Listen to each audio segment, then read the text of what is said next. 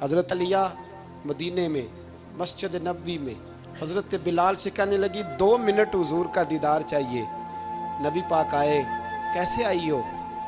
कहने लगी महबूबा मैं शहीद की बेटी, शहीद की बहन, शहीद से निकला था वतन से, परदेश में वो आज गरीबुल गुरबा है। फरियाद है ए कश्ती उम्मत के निगेबां, बेड़ा ये तबाही के करीब आन लगा है। और एक शायर कलम तोड़ गया, कहने लगा तुझसे फरियाद है ए गुंबद खजरा वाली, तुझसे फरियाद है। मुल्क के शाम की बच्चियां रो रही हैं तो रोती रहें कि हम पे यजीद काबज हो गया, मेरी मस्जिद आबाद है, काफी है ना। इमाम हुसैन निकले और निकल के कहने लगे जन्नतुल बकी वाली जगह पे खड़े होके, या रसूल अल्लाह मैं जा रहा हूं, मैं जा रहा हूं और आपके लिए जा रहा हूं, इसलिए कि मुझे उस शाम को बचाना है जिस शाम में रसूलुल्लाह का कलमा पढ़ने वाले लोग बसते हैं। मुझे कूफा, दमिश्क, मिस्र के लोगों को बचाना है।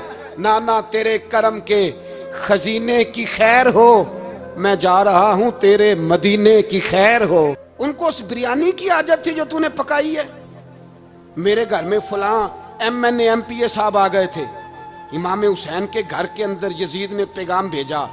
उसने कहा जैसे कहोगे कर लूंगा, जितने पैसे कहोगे दे दूंगा, जितनी मस्जिदें कहोगे बनवा दूंगा, जितने इदारे कहोगे तमीर हो जाए, मुझे ना छेड़ो। आपने फरमाया ना, मस्जिद मदरसे उस वक़्त आबाद रहते हैं जब हुक्मरान सही होते हैं, और जब हुकूमतें गलत होती हैं तो फिर मसाजिद आबाद, फिर मदारस की आबादकारी हो ही नहीं सकती। मैं दीन में नया रखना खोल दूं? इमाम अली मकाम खड़े हुए, पर मैं क्या करूं? हुकूमत क्या करूं? हुकूमत से क्या कहूं? अगर मेरी मिल्लत के अपने जवान के मोबाइल में रंडियों का नाच हो तो 10 मुहर्रम को तो इमाम हुसैन करबला में तड़प जाते होंगे।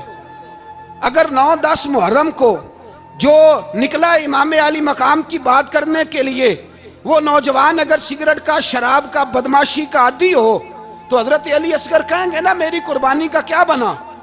वो तो निकले थे उरियानी और फाशी के खिलाफ। और अगर मिल्लत का जवान रोज चौक में खड़े होकर लड़कियों को ताड़ता हो तो हजरत अली अकबर तो अपनी कब्र में रोते होंगे कि ये इस कौम के लिए जान दे दी जो आज यजीदी तरीकों पे अमल कर रही है, जो सारी रात गंद देख के सोती है, जो सारी रात बेहयाई, फाशी और उरियानी में लगी रहती है। इन लोगों के लिए जान दे दी, इतना जुल्म उन शहीदों के साथ। और 10 मुहर्रम को देग पका के कहता है मैं इमाम हुसैन का मानने वाला हूं, मैं इमाम अली मकाम से प्यार करने वाला हूं।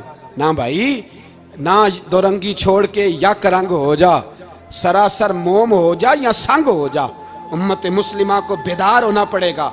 इमाम अली मकाम मैदान में निकले, डट के निकले, और इमाम ने फरमाया मैदान में निकल कर कि मेरा वतन मदीना है, मेरा वतन मदीना है, पर मदीना बाद में, रसूलुल्लाह का दीन पहले।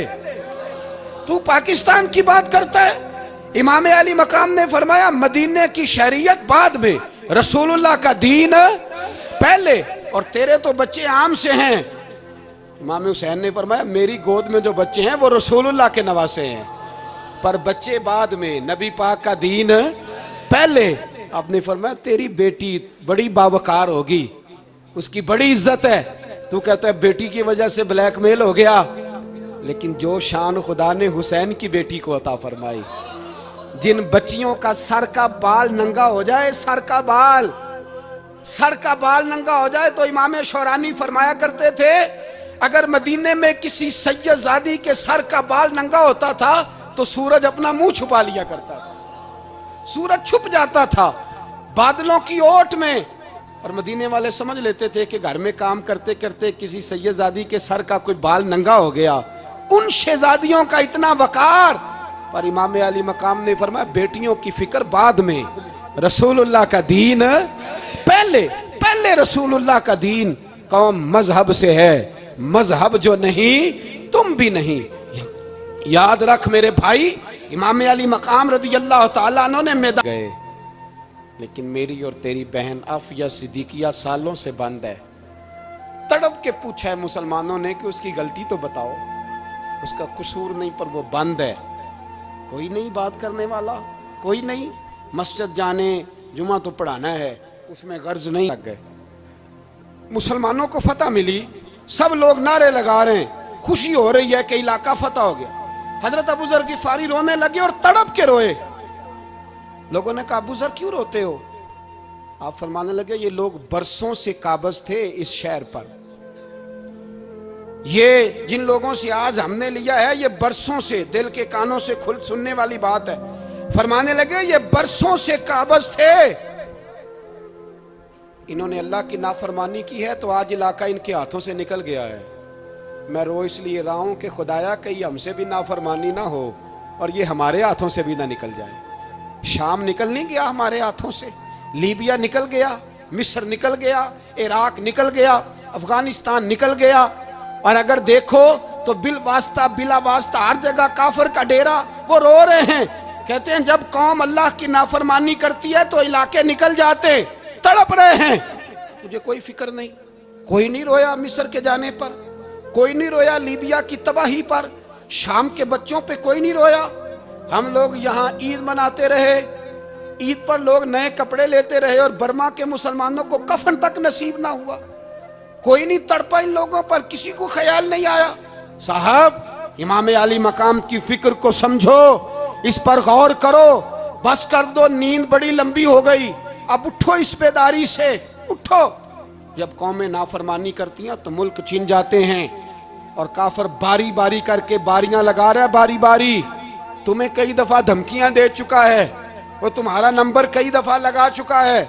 अब ख्वाबे गफलत से उठ जाओ, आग पैरों तक आ गई है, ऐसा ना हो जला डाले। करता था, इतनी मदद करता था कि 10 मुसलमान लाखों को भगा दिया करते थे, इसलिए कि मदद पट गया। मैंने कहा महबूबा सर उठाएं, वो देखे अल्लाह ने मदद नाजल फरमा भी दी है। उठाइए सर। हुजूर ने अल्लाह को मनाया, नबी पाक मनाया करते